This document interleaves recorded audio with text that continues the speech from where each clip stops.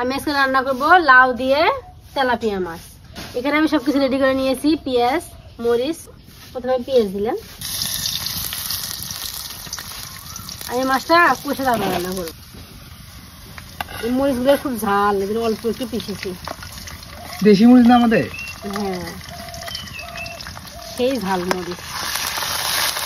হ্যাঁ, মরিচের ইয়াটা এখন এখান থেকে পাওয়া যাচ্ছে। ঘানে বোঝা যায় মরিচ ঝাল। লবণ দিলাম, জিরে বাটা মানে গুঁড়া করে রাখছি আমি।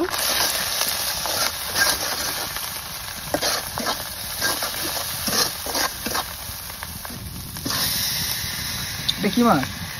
তেলাপিয়া মাছ। তেলাপিয়া মাছ।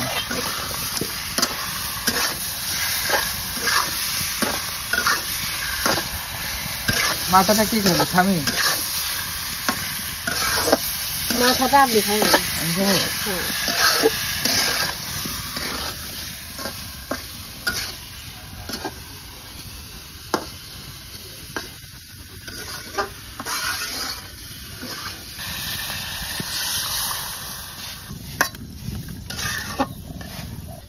এবার আমি ঢেকে দিলাম।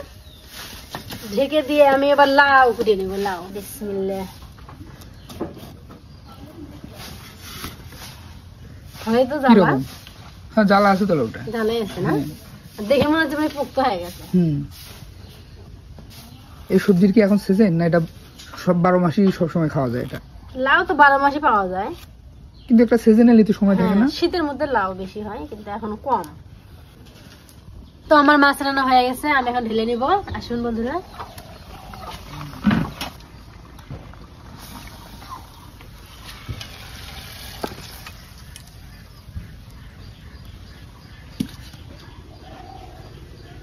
এই কড়াইতে আমি এখন দিয়ে দেবো পেঁয়াজ, মানে লাউটা তুলে দিব।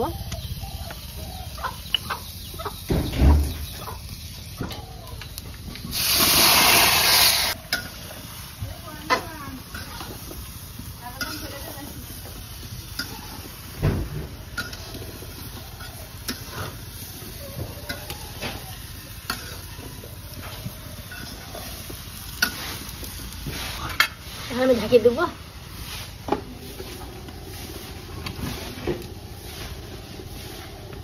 লাউয়ের মধ্যে কোনো পানি দেইনি, তবুও দেখেন কত পানি হয়ে গেছে। এগুলো কি লাউ থেকেই পানি বার হলো? হ্যাঁ, লাউ ভালো দেখে মনে হয় লাউ থেকে পানি বার হচ্ছে, মানে একটু পানি দেই নেই।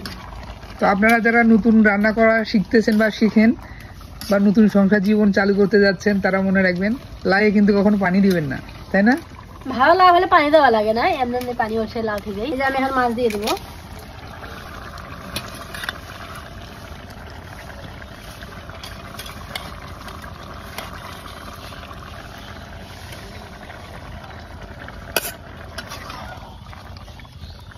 রান্না আমার প্রায় শেষ।